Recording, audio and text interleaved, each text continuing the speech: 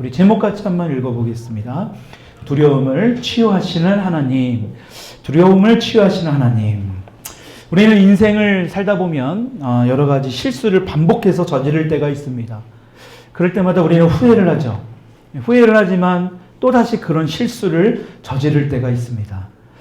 우리는 왜 그렇게 하지 말아야 할 그 실수를 반복하면서 살아가게 될까요? 그렇지 않으면 좋은데, 어떤 분들은 그런 경우를 보면서 우연히 그런 일이 일어난다라고 생각하지만 우연히 일어나는 일이 아닙니다. 사실은 반복된 실수가 되는 것은 그 사람의 약점이 있기 때문입니다. 그냥 우연히 이렇게 일어나는 게 아니라 그 부분에, 그분의 약함과 그분의 상처가 있기 때문에 계속해서 그러한 실수가 반복되고 있다는 것입니다. 우리는 몇 주 전부터 지금 아브라함에 대해서 살펴보고 있습니다. 우리에게 믿음의 조상이라고 알려진 이 아브라함. 근데 우리가 살펴보니까 처음부터 이 믿음의 사람이라고 보기에는 좀 부족한 부분들이 너무나 많이 있습니다. 우리처럼 실수도 하고 우리처럼 넘어지기도 하는 그런 모습을 볼 수 있어요. 그럼에도 불구하고 하나님이 함께 하셔서 이러한 아브라함을 믿음의 사람이 되게 하셨다라는 것을 볼 수 있습니다. 그렇다면 저와 여러분들도 가능성이 있을까요? 없을까요? 네, 이런 아브라함과 같은 믿음의 사람이 될 수 있다는 것입니다. 지금은 조금 부족하고 지난 한 주 동안 조금 우리가 실수하고 똑같은 반복된 실수를 했을지라도 하나님은 우리를 다시 일으키시고 아브라함처럼 믿음의 사람으로 거듭나게 진행 가운데 있다는 것입니다. 여러분, 이 사실을 믿을 수 있기를 축원합니다. 그러니까 너무 좌절할 필요도 없고 너무 포기할 필요도 없다는 겁니다. 여러분, 우리가 창세기 12장에도 보게 되면 비슷한 일들이 일어납니다. 그렇죠? 아브라함이 심한 기근이 일어나자 남쪽 지방으로 계속 내려가면서 애국까지 가게 됩니다. 여러분, 그곳에서 어떤 일이 벌어졌습니까? 자기의 아내인 사라를 자신의 여동생이라고 속입니다. 여러분, 왜 그랬습니까? 혹시라도 자기 아내라고 하면 그 당시에는 그런 그 여인을, 자기 아내를 뺏는 그런 여러 가지 풍습들이 있었습니다. 그런데 문제는 이 애굽 왕에게 빼앗길까봐 이 아브라함이요, 두려워한 마음 때문에 자기의 아내를 누이라고 속인 것입니다. 두려움이 굉장히 컸다라는 거예요. 여러분, 그런데 오늘 말씀의 20장의 말씀은 그로부터 한 20여 년이 흐른 오늘이에요. 오늘 본문도 보게 되면 아브라함이 그때 당시에 애굽 왕에게 했던 똑같은 실수를 반복해서 또 저지르는 것을 우리가 볼 수 있다는 것입니다. 왜 이랬을까? 우리가 조금 전에도 말씀드렸지만 아브라함이 똑같은 이 실수를 저지른 게 우연이 아닙니다. 아브라함의 내면에 치유되지 않은 그 상처가 있기 때문이라는 것입니다. 약점이 이 아브라함에게 있었기 때문에 거듭된 똑같은 상황 가운데서 실수를 범하고 있다는 거예요. 그렇다면 이 아브라함의 약점, 아브라함의 이 상처가 무엇인지를 오늘 그것을 좀 살펴보면서 이것을 어떻게 우리가 극복해 나가야 되는지를 오늘 이 말씀을 통해서 좀 살펴보려고 합니다. 오늘 본문 1절의 말씀을 보면 우리 다시 한번 읽어볼까요? 시작. 아브라함이 거기서 네게부 땅으로 옮겨가 가네스와 술 사이 그랄에 거류하며. 우리 앞장의 19장을 보게 되면 소돔과 고모라가 멸망합니다. 그 다음에 아브라함이 세겜 지역에서 이 남쪽 지방으로 이사를 하는데 지금 가네스와 술 사이에 있는 그랄이라는 지역에 머물게 됩니다. 잠깐 이곳에서 머무는데요, 이 그랄에서 애굽에서 그랬던 것과 똑같은 실수를 지금 저지르게 된다는 거예요. 2절의 말씀 같이 한번 읽어볼까요? 시작. 이 아내 사라를 자기 누이라 하였으므로 그러나 아비멜렉이 사람을 보내어 사라를 데려갔더니, 지금 그랄에서도 똑같이 애굽에서처럼 지금 자기 아내 사라를 지금 뭐예요? 누이라고 지금 속여가지고 그랄 왕에게 지금 빼앗기게 되는 그런 상황입니다. 여러분, 왜 아비멜렉 왕이 굳이 지금 이 사라의 나이가 90세가 다 될 그 나이거든요. 여러분, 그 당시에 뭐 이게 장수를 하는 그런 시기라고 하더라도 이 90세가 적은 나이가 아닙니다. 왜 이런 파파 할머니 사라를 데려가게 됐을까? 여러분, 정략적인 결혼을 하게 되면 그 부족과 뭐를 맺게 됩니까? 동맹을 맺는 거예요. 지금 아브라함은요, 이 앞장에서 보게 되면 이 소돔 왕 그도라오멜과 연맹했던 그 군인들을 다 때려 부시고 다시 그 포로들을 잡아오는 그런 아브라함의 그 소문이 이미 다 안 거예요. 그러니까요, 강력한 이 아브라함의 부족과 이 동맹을 맺으려고 했던 것 같습니다. 여러분, 그런데 중요한 것은 아브라함은 지금 자신의 아내를 또 여동생이라고 거짓말했다라는 것입니다. 왜 그런 거짓말을 했을까? 우리가 본문 11절, 우리 다시 한번 11절의 말씀 읽어보도록 하겠습니다. 시작. 아브라함이 이르되 이곳에서는 하나님을 두려움이 없으니 내 아내로 말미암아 사람들이 나를 죽일까 생각하였으며, 그곳 사람들이, 지금 그랄 지역에 사는 사람들이 하나님을 두려워하지 않았기 때문에 지금 그런 상황이었던 것 같아요. 여러분, 그런데 지금 그런 상황 가운데 아브라함이 왜 도대체 이 새로운 곳에 가거나 새로운 사람들을 만날 때마다 두려워했느냐라는 거예요. 여러분, 이거 잘 생각해 보면, 여러분, 우리가 지금 상황에서 예를 들어 낯선 곳, 뭐 이 주변에 가는 곳뿐만이 아니라 예를 들어 다른 나라, 뭐 미국이나 일본이나 뭐 심지어는 아프리카나, 이게 지금 보면 우리 선교사님들도 이제 그런 나라로 이제 가시는 경우가 있어요. 이민을 가는 거죠. 여러분, 그때에 가장 힘들어하는 게, 선교사님들은 그래도 마음의 준비를 하는데 자녀들은요, 아무 준비도 없이 그냥 가는 거예요. 그러다 보니까 자녀들이 삐뚤게 나가는 경우가 많거든요. 여러분, 지금 아브라함도요, 전혀 정보도 알지 못하는 낯선 곳으로 지금 가는 거예요. 여러분, 그 아브라함의 마음이 어떻겠냐라는 거예요. 여러분들이 만약에 미국이나 일본이나 전혀 그곳에 뭐 지금이야 인터넷으로 다 정보도 찾아보고 그 동네가 어떤지, 날씨가 어떤지, 거기서 어떤 사람들이 주로 사는지 다 찾아볼 수 있지만 그 당시엔 그런 정보가 없습니다. 지금 아브라함도 다른 나라로 지금 이민 간 것이나 마찬가지예요. 본토 아비집을 떠나서 하나님께서 약속하신 말씀의 땅으로 가긴 갔는데, 문제는 뭐예요? 모든 것이 다 갖추져 있는 상태로 아브라함을 하나님이 부르신 게 아니에요. 모든 것을 다 평안한 삶을 보장하는 것으로 부른 게 아닙니다. 우리가 이민을 갈 때 누가 다 집도 마련하고 진짜 뭐 은행에 막 수천만 달러를 막 계좌에 넣어주고 이렇게 해서 우리를 부르는 게 아니잖아요. 어떻게 보면 진짜 돈 한 푼 없이 그렇게 가는 분들도 덜어 있지 않습니까? 지금 아브라함도 그런 상황 가운데 굉장히 뭔가 불안하고 이 두려움 가운데 지금 이 가나안 땅으로 왔다라는 거예요.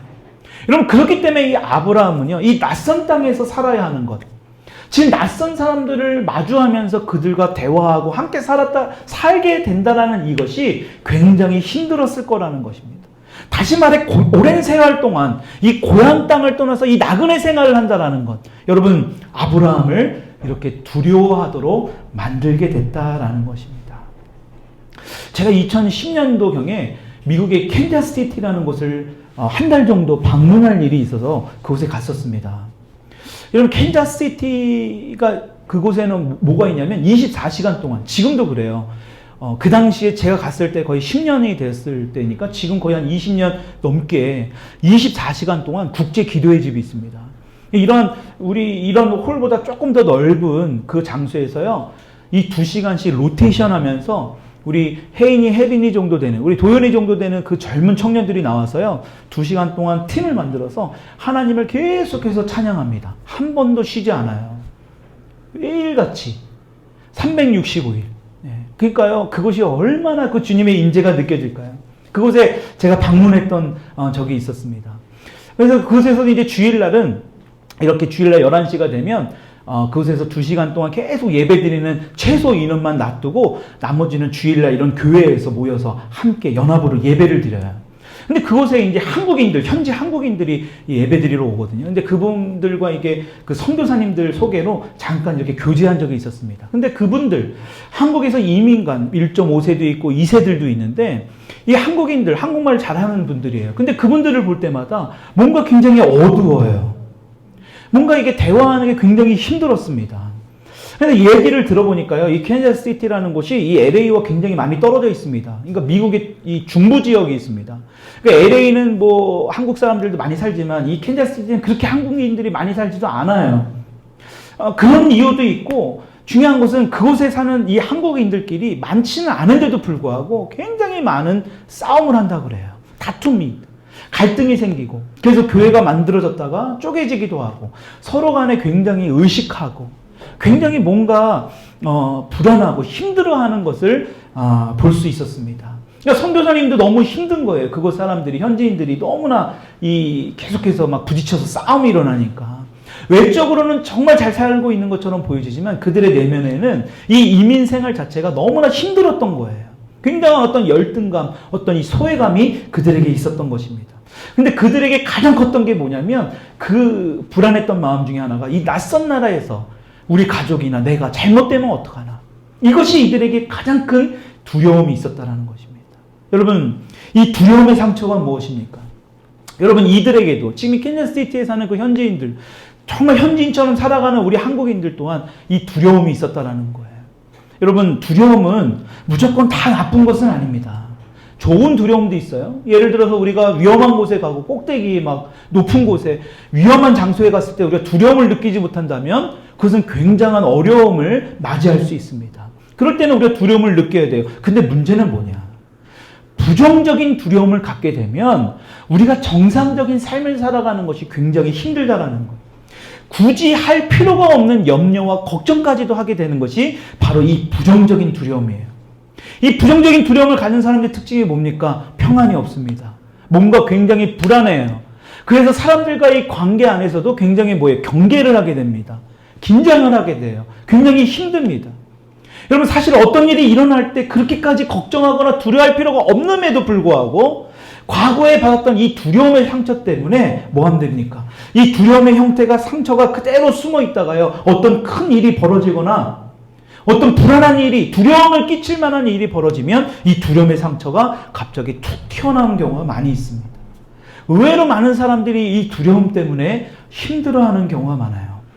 여러분, 지금 아브라함을 보게 되면 지금 아내를 뺏길까봐 이렇게 두려움을 가질 필요가 없어 보입니다. 왜요?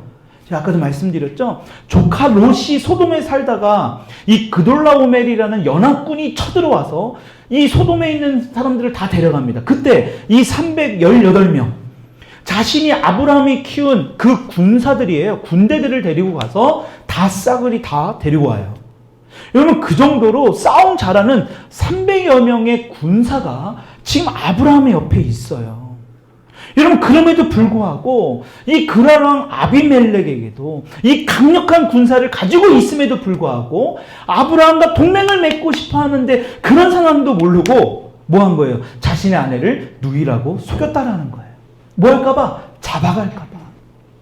여러분, 이 부정적인 두려움에 빠지게 되면 이렇게 엄청난 위기, 앞으로 그 아들을 낳게 되고 그 아들을 통해서 열국의 아비가 되려고 하는 하나님의 그 큰 계획도 깨트려 버릴 수 있게 된다는 것입니다. 그래서 오늘 이 두려움에 대해서 좀 살펴보려고 합니다. 여러분, 지금 아브라함을 보게 되면 이 부정적인 두려움을 가지고 있을 때 어떠한 현상들이 일어나는가 한 세 가지를 좀 살펴보려고 하는데요. 우리 11절을 먼저 한번 다시 읽어보도록 하겠습니다. 시작. 아브라함이 이르되 이곳에는 하나님을 두려움이 없으니 내 아내로 말미암아 사람이 나를 죽일까 생각하였으며, 지금 아브라함이 그랄랑 아비멜렉에게 뭐라고 얘기합니까? 그랄에는 하나님을 두려워하는 사람이 없기 때문에 자기를 죽일까봐 누이라고 했다라고 거짓말한 것을 변명합니다. 여러분, 이렇게 지금 부정적인 두려움을 가지고 있을 때 거짓말을 한 이 아브라함에게 생기는 이런 증상들, 지금 몇 가지를 좀 살펴보려고 하는데요. 첫 번째로는 뭐냐? 지나친 불안과 걱정이 있다라는 것입니다. 그러니까 부정적인 두려움을 가지고 있는 사람들의 증상의 첫 번째가 바로 지나친 불안과 걱정이 있다. 지나치게 걱정한다. 별일도 아닌데 불안감이 늘 떠나지를 않습니다. 실제는 일어나지도 않을 일을 먼저 걱정하고 두려워하고 있다는 거예요. 왜 그런지 그 원인도 알지 못해요. 그러다가 실제로 정말 안 좋은 일이 일어나면 뭐예요? 거봐라, 내가 그러지 않았냐, 더 놀라고 더 두려워하게 돼요. 여러분, 지금 아브라함을 보면 일어나지도 않은 일을 지금 걱정하고 있다는 것을 볼 수 있습니다. 사라를 자신의 아내라고 하면 지금 사람인들이 자신을 죽일까봐 지금 생각했다는 건 뭐예요? 혼자만의 생각입니다. 자기만의 생각이에요. 혼자만의 지금 상상을 하고 있는 것입니다. 지금 자기에게는 300명의 군사도 데리고 있는데 아내를 그렇게 쉽게 뺏기는 것이 그게 더 어려운 일입니다. 군사들이 가만히 있겠습니까?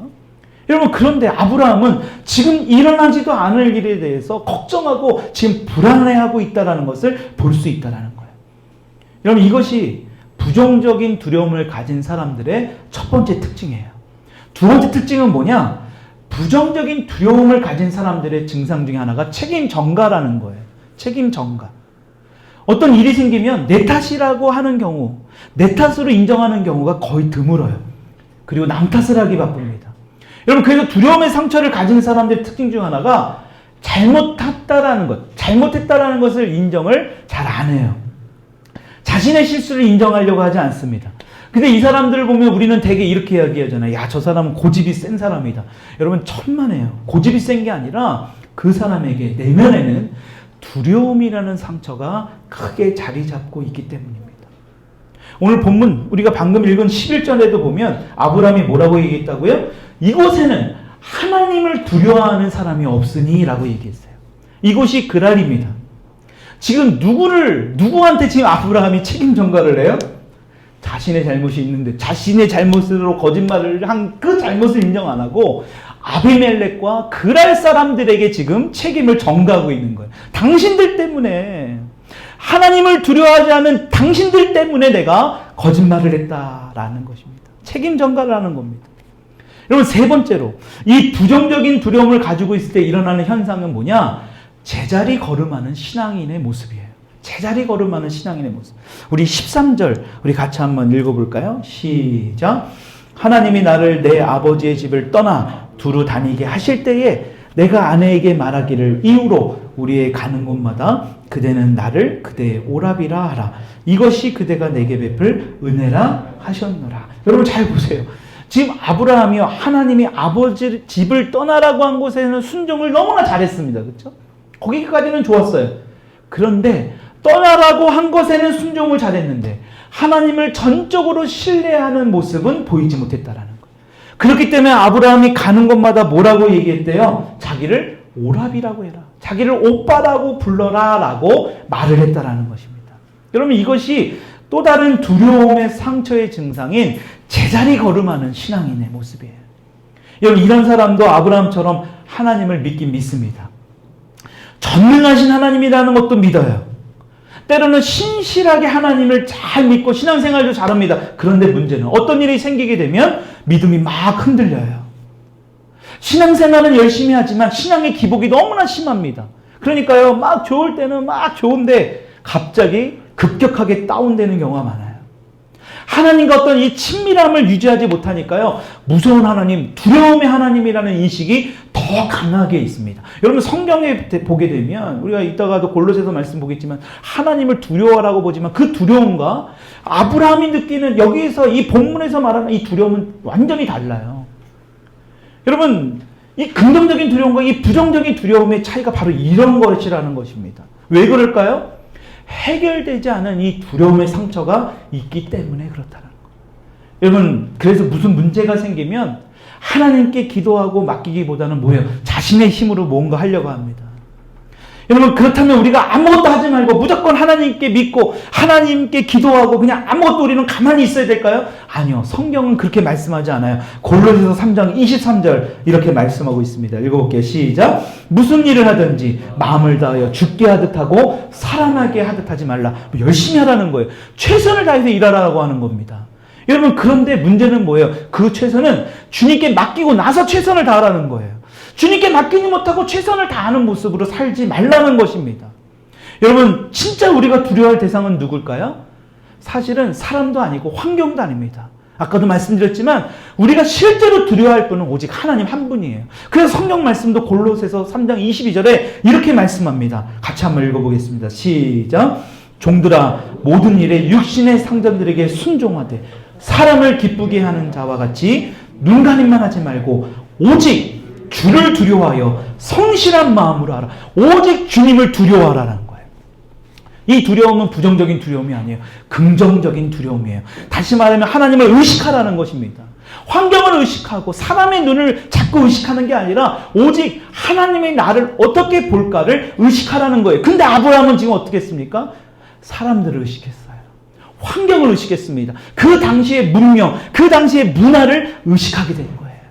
하나님을 전혀 의식하지 않았던 겁니다. 여러분, 이렇게 아브라함에게 찾아왔던 위기가 어떻게 막을 내립니까? 우리 14절 우리 같이 한번 읽어볼게요. 시작. 아비멜렉이 양과 소와 종들을 이끌어 아브라함에게 주고 그의 아내 사라도 그에게 돌려보내고 15절 볼게요. 아브라함에게 이르되 내 땅이 내 앞에 있으니 네가 보기에 좋은 대로 거주하라 하고 16절 사라에게 이르되 내가 은청계를 내 오라비에게 주어서 그것으로 너와 함께한 여러 사람에게 누수치를 가리게 하였노니 내 일이 다 해결되었느니라. 그럼 지금 이 아브라함이 분명히 잘못한 일의 결과가 어떻게 일어났습니까? 극적인 반전이 일어나게 됩니다. 지금 사라를 돌려보내주는 것뿐만이 아니라 양도 주고 소도 주고 종도 줍니다. 지금 애굽에서 일어났던 것과 똑같은 그런 결과가 일어납니다. 게다가 또 뭐도 줘요? 은도 줍니다. 거기다가 그랄 땅에서 아무 곳에서 네가 원하는 곳에 살 수 있는 소위 영주권까지 주게 됩니다. 분명히 아브라함이 잘못했는데 그럼에도 불구하고 어떻습니까? 하나님은 아브라함을 버리지 않으세요. 아브라함의 두려움을 하나님은 붙들어주고 계시다라는 것입니다. 여러분, 오늘 여기서 우리가 알아야 될 게 뭘까요? 저와 여러분들 가운데 보이지 않는 상처, 이 불안함, 다시 말하면 부정적인 두려움의 상처들이 있다라는 거예요. 근데 중요한 것은 그것을 우리는 드러내는 것을 자꾸 경계해요. 우리는 스스로 하나님 앞에 의로워 보이려고 몸부림치려고 합니다. 아니요. 주님은 그것을 인정하라고 말씀합니다. 너가 똑같은 실수를 했어도, 너가 똑같은 아브라함같이 이런 실수를 반복했어도 불구하고 내가 너를 붙들어 주겠다라는 것입니다. 누구처럼요? 오늘 본문에 나오는 아브라함처럼. 여러분, 말씀을 정리합니다. 하나님은 이 부정적인 두려움의 상처를 갖고 있는 이 아브라함을 버리지 않으세요. 그리고 그 두려움을 두려워하지 않도록 어려움이 있을 때마다 하나님이 다 나타나셔서 이 아브라함이 진짜 믿음의 조상이 될 수 있도록 하나님이 도와주고 계시다라는 거예요. 그렇다면 저와 여러분들 가운데 있는 이 두려움의 상처가 치유받고 해결될 수 있는 방법은 딱 하나예요. 하나님은 우리의 상처로 같은 실수로 우리가 반복하고 넘어져도 우리를 버리지 않는다라는 거예요. 우리를 붙들어주고 계시다라는 거예요. 우리 한번 이렇게 따라 한번 했으면 좋겠습니다. 하나님은 나를 붙들고 계십니다. 아멘. 하나님이 저와 여러분들을 붙들고 계시다라는 거예요. 오직 하나님만이 우리가 가지고 있는 이 두려움을 치유하고 회복시켜 주실 수 있는 분이라는 것을 여러분 믿을 수 있기를 축원합니다. 여러분, 지금 무엇 때문에 두렵습니까? 앞으로 장래, 여러분들의 회사, 여러분들이 일하는 그 앞날이 불투명하고 경제는 점점 어려워진다고 하고 두렵습니까? 코로나 때문에 밖에 나가는 것이 두렵습니까? 감염될까봐? 여러분 죽을까봐 두렵습니까? 그럼 기억하십시오. 오늘 이런 아브라함에게 두려움이 많았던 이 부정적인 두려움 가운데 살았던 이 아브라함에게 나타나셔서 극적인 반전을 일으키신 그 하나님을 우리는 기억해야 돼요. 근데 문제는요, 그 하나님을 믿지 못하면 우리는 계속해서 이런 걱정과 두려움을 가지고 살 수밖에 없다라는 것입니다. 우리 추석 연휴 기간 동안에 내 안에 있는 어떠한 부정적인 두려움이 있는지를 한번 돌아볼 수 있길 바랍니다. 그래서 그런 상처가 있다면 주님 치유해 주세요. 오늘 이 시간에도 오늘 예배 가운데 마찬가지입니다. 우리가 찬양하고 기도할 때 하나님, 나에게 이런 부정적인 두려움이 있습니다. 안 해도 될 두려움을 갖고 있습니다. 안 해도 될 걱정을 자꾸 하고 있습니다. 하지 말아야 될 것들을 자꾸 상상의 나래를 피면서 아브라함처럼 그러한 거짓말을 하고 있습니다. 여러분, 그것을 고백할 때에 하나님이 나타나셔서 우리의 상처를